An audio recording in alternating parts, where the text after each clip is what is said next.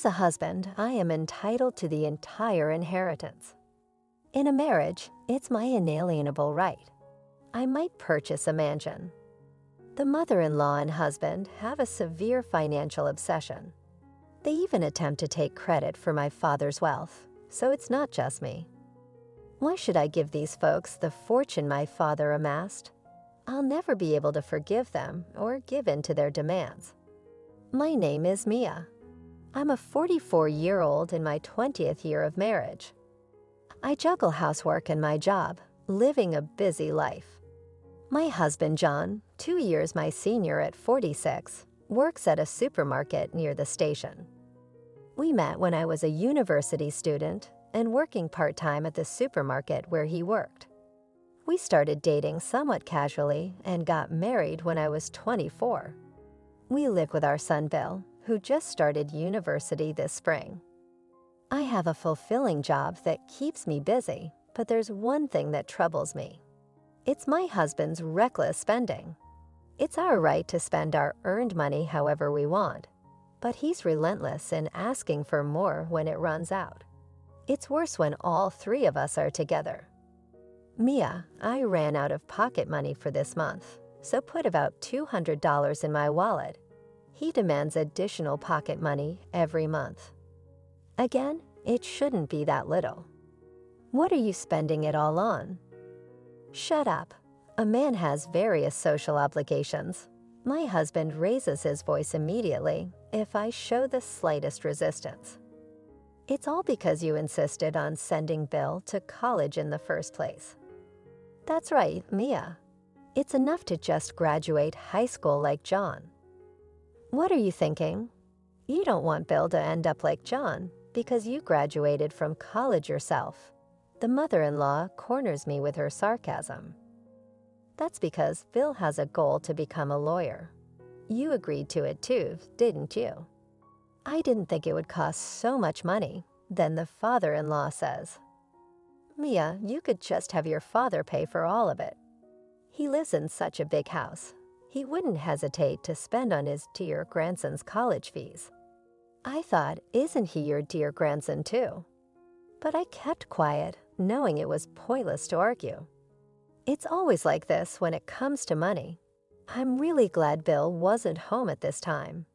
He doesn't think highly of his grandparents either.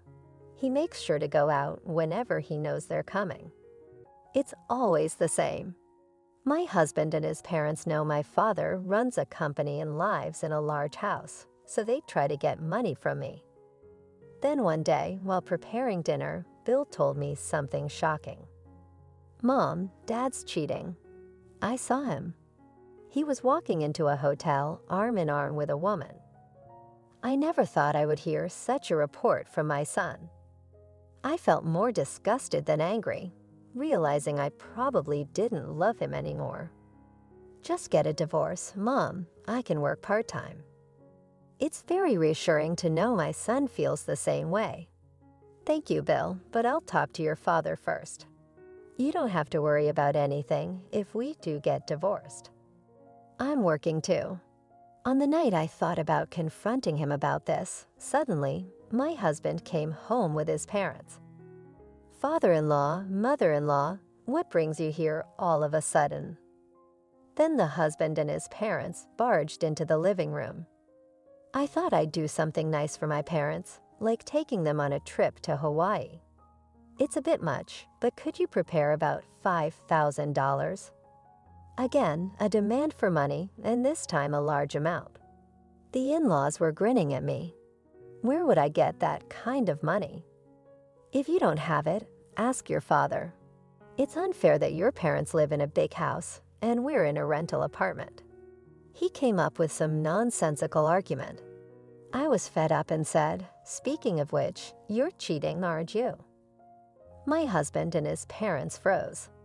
I thought it would be better to have them hear it too, so I decided to confront him as planned. I don't know what you're talking about. Why would I cheat? Do you have any proof? He was clearly flustered. Someone saw you entering a hotel looking cozy with another woman. Anyone could say that. Bring this person who saw it, he demanded. I hesitated, not wanting my anger to be directed at Bill. Mia, even if that's true, forgive a cheat or two. It's normal for men. You're his wife. You don't need to make a fuss. I wasn't making a fuss, and I couldn't believe my mother-in-law, a woman herself, was condoning cheating. More importantly, hurry up with the money for the Hawaii trip. Yeah, we've already made the reservations, added the father-in-law. That's right, Mia, I'm counting on you. My husband always tries to change the subject when things don't go his way. I couldn't stand these people anymore. We're getting a divorce, I said calmly. What are you talking about? Don't decide that on your own. If you really want a divorce, I'll take your parents' mansion as property division. While we were arguing, my cell phone rang. It was from my uncle. He's my father's brother with whom I often drink together. Is that you, Mia? Your father suddenly lost consciousness and collapsed. He's been taken to the hospital by ambulance. I don't know his condition yet, but can you come quickly? I answered without hesitation. I explained the situation to my husband and his parents and hurried to the hospital. Uncle, how's Dad? For now, he's asleep. He's not in immediate danger, but his condition isn't great. I was somewhat relieved, fearing the worst. My father is 67, so it wouldn't be strange for something to happen at his age. My father took over the company from my grandfather and worked tirelessly. Now he leads a comfortable life, but it was tough at the beginning, to the point where we almost had to sell the big house my grandfather built. My father worked hard to turn things around. My mother passed away from an illness when I was in middle school, but my father never remarried and raised me by himself. My father is irreplaceable to me. It seemed like he wouldn't wake up today, so after talking with my uncle for a bit, I went home. A few days later, I got a call that my father had woken up, and Bill and I went to visit him. Hey Mia, Bill, sorry to worry you. He seemed more energetic than I thought, which was a relief. Bill, how's college going? Yeah, college is fun, and I'm studying hard. My father was happy to see Bill, but when Bill stepped out, he said, Mia, if something happens to me, I've left everything about the company to my subordinates, so you don't have to worry. As for the house, I interrupted my father. Dad, don't talk nonsense. Just get better soon. You don't need to worry about anything right now. Yeah, you're right, my father replied with a sad but gentle smile. Afterward, the doctor called me, and it seemed my father's condition was quite serious. Years of overwork had taken their toll. On the way back, I couldn't stop crying. A few days later, my father passed away. That night, I cried until my eyelids swelled. During that time, Bill was my only support, staying by my side the whole time. However, as an only child, there were things I had to do. I started preparing for the funeral, trying to switch gears. The funeral was held at my family home, and many people came to offer condolences. I was reminded of how great my father was. I was too busy with arrangements to grieve. Bill helped as much as he could, even though he didn't understand everything. But my husband just played with his phone, doing nothing. With the help of relatives and my father's colleagues, we managed to get through the funeral. As we were cleaning up, my in-laws hurried over. Father-in-law, mother-in-law, thank you for today, I greeted them. My mother-in-law said, Mia, that's not important. What a splendid house. As always, she seemed impressed by the size of my family home. I was speechless due to our vastly different emotions. Mia, is it true this house would sell for $3 million? Another insensitive question from my father-in-law. I evaded the question. I don't know, it's not my house. Then my mother-in-law quickly added, you don't have any siblings, right, Maya? Yes, what about it? I answered sternly. "Oh, nothing, just checking." After that, they left, satisfied with my husband. After all the memorial services were over, I finally had a moment to breathe. While I was putting away the funeral clothes at home, my husband said, "My parents are coming over now." What? Why are they coming? I was depressed, thinking it was about money again. Why are they coming? They're my parents. We'll talk about it when they get here, so wait a little longer. A few minutes later, my in-laws arrived, grinning. They sat on the sofa. Then my husband said, "Hey, Mia, when are we moving? If it's just the three of us in such a big house, it's a waste. My parents will live with us after we move." "What are you talking about all of a sudden?" "We're getting divorced." I was busy with my father's affairs, but my intention to divorce hadn't changed. "Oh, come on. That topic again. I was wrong before, got a bit angry, but I'm not cheating, and I don't want a divorce. Don't joke around." I raised my voice. Now, you two, spouses share everything, so it's not good to monopolize." My father-in-law smirked and said something nonsensical. "A wife should listen to her husband. You're planning to keep all the inheritance for yourself. I'll take it all. It's my right as a husband. If you don't like living together, Mia, you can just give us the inheritance. Maybe we'll buy a mansion." My husband and his parents seemed to think all the inheritance was theirs. What a ridiculous family. My patience had long been exceeded by the audacity of these people, thinking they could inherit the house filled with precious memories of my father and the wealth he had worked so hard to accumulate. I want a room that's spacious and gets plenty of sunlight. I'd prefer a room close to the toilet. There are plenty of toilets in such a big house. Despite my glaring at them in anger, they were discussing these outrageous things. I vowed never to let them have their way. A few days later, I got a call from my uncle. "It's been tough, Mia." "You did well," my uncle consoled me. "There's something I need to talk to you about. Can you spare some time?" I agreed to meet him that night. "Uncle, what's up?" "What did you want to talk about?" "There's something I absolutely have to tell you, Maya." I was shocked by what he told me. I couldn't believe it had come to this. Then I told him everything about what my husband and in-laws were saying. "What? They said that? Ridiculous people. Unforgivable." My uncle was furious. "I definitely don't want to let them have their way, but it seems okay from what you said." "Uncle, what should I do? How can I make them give up?" "Don't worry about anything, Mia. Leave it all to me. Actually, there's more." Hearing another piece of news from my uncle, I was even more astonished. "Uncle, can we meet again tomorrow? I want Bill to hear this too. He's not a child anymore, and this will be a good learning experience for him." I decided to proceed with a plan with my uncle and Bill. The next day, I took Bill to meet with my uncle to discuss our strategy. For Bill, it was about his father and grandparents. I was worried about how he would truly feel, but it was an unnecessary concern. That's an amazing story. I'm getting excited. I don't care about people who see Mom and Grandpa only as money. "Please help us, Uncle." Bill was excited to participate in the plan, so we decided to move forward with it. The next day, I called my in-laws to our house and spoke with them, my husband and Bill, 6 of us in total, about living in my family home. "Were you serious?"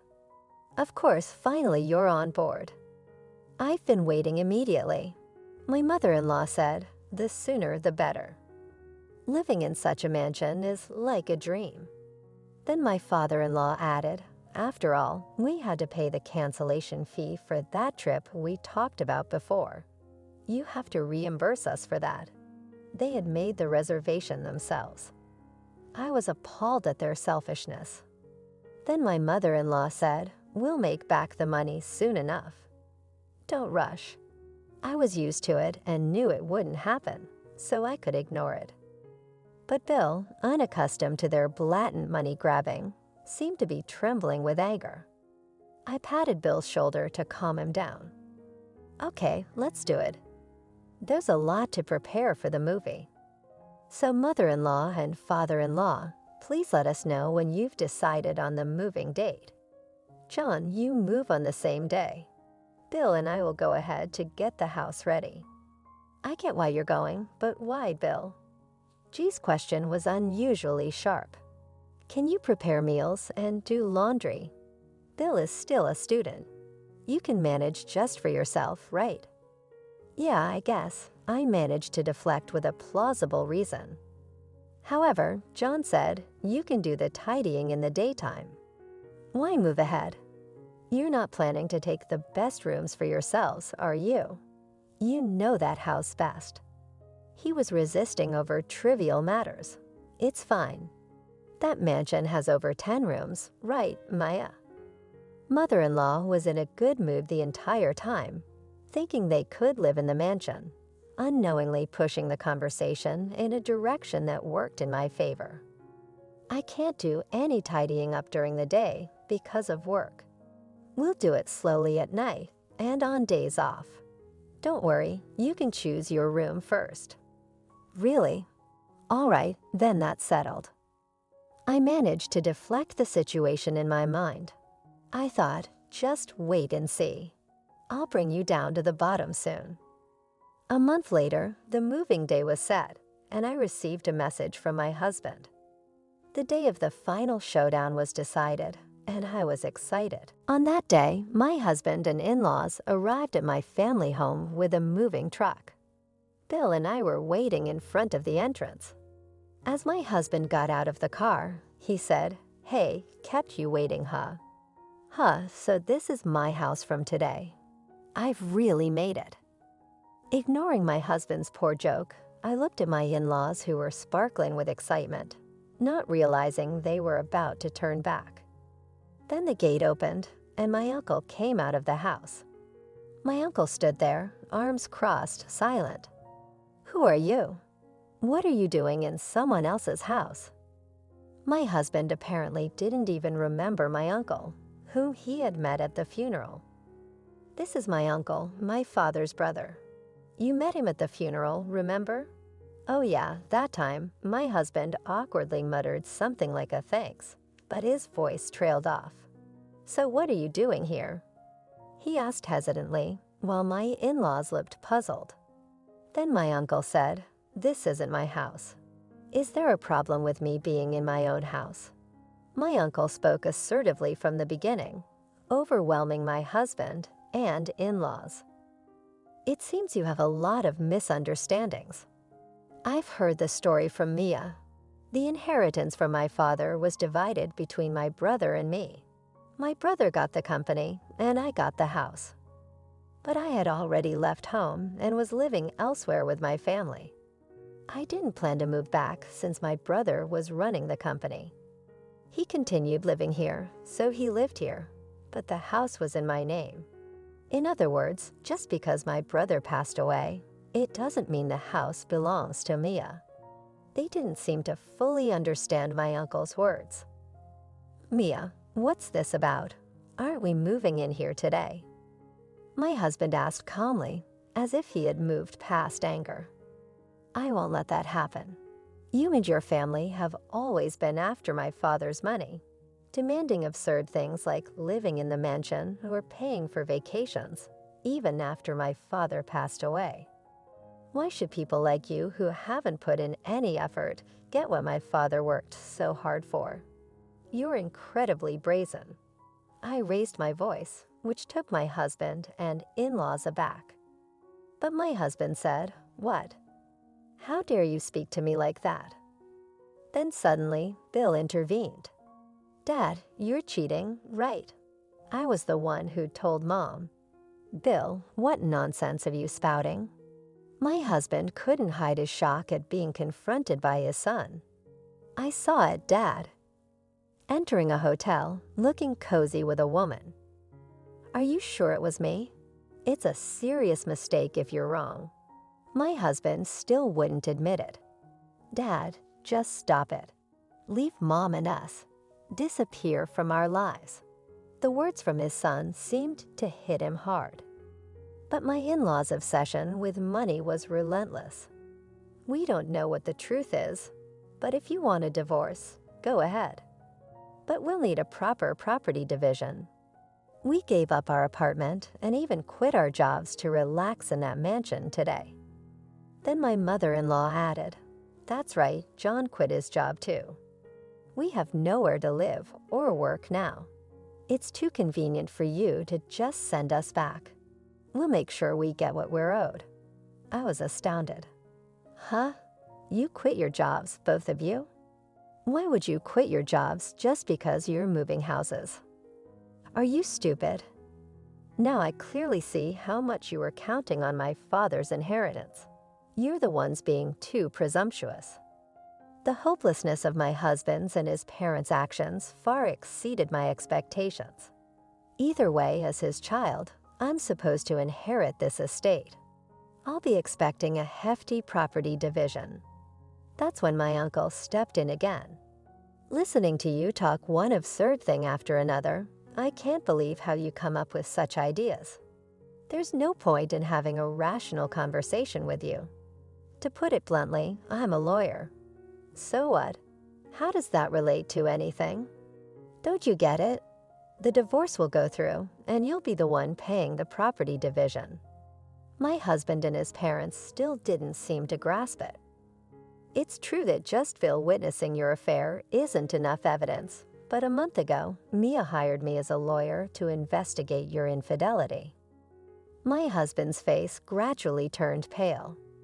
In the past month, you've met with a part-time worker at your workplace. Let's call her Mrs. A, 5 times about once a week, always at the same hotel. I know about the allowance Mia gives you. It's not enough, right? That's why you were always asking for more. What are you basing this on? Do you have any evidence? I'm saying this because I have evidence. I have several photos. Shall I mention Mrs. A's name here? My husband had no choice but to admit it. You're having an affair. That's an undeniable fact. You won't get a penny from Mia, and you'll have to pay the damages instead. Finally, my husband and his parents seem to understand the situation. From now on, please handle everything through a lawyer and never show your faces to me again, I said firmly. My husband glared at me for a moment, but then looked away, and they all left the way they had come. Thank you, Uncle. No problem.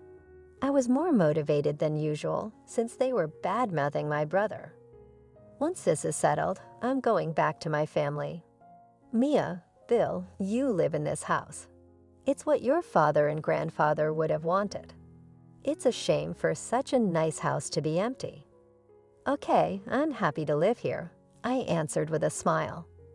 Honestly, I had hoped for this outcome. Not just living in a mansion, but being able to live in a house full of memories with my father. Thank you, Uncle. This has been a great learning experience for the future. Good job, Bill. Investigating your own parents' affair is quite an intense work experience. Study hard in college and become a great lawyer. After that, my uncle successfully finalized the divorce. Bill and I began living in the house my father had lived in. It was too big for just the two of us, but I was very happy to be surrounded by memories. Bill seemed to have learned a lot from my uncle and was more committed than ever to his studies to become a lawyer. My husband and his parents ended up living in an old apartment. He struggled to find a new job due to his age and called me once. I need to borrow some money. His tone was different from before, not entitled but pleading. We're estranged. We're strangers now. I don't lend money to strangers. Don't contact me ever again. I hung up the phone without waiting for a response. Since then, there's been no contact from my ex-husband. My uncle told me they were getting by with part-time and day jobs. Apparently, his affair partner left him too because he was no longer financially stable. It turned out they never planned to go on the body trip and had borrowed money from somewhere unknown to me. They were planning to use the money to pay back their debts. I don't know who came up with such a scheme. It's irrelevant now, but I'm glad I cut ties with them. I feel like a weight has been lifted off my shoulders, both physically and mentally. I'm going to work hard at the job I love. My immediate goal is to see Bill graduate from college successfully.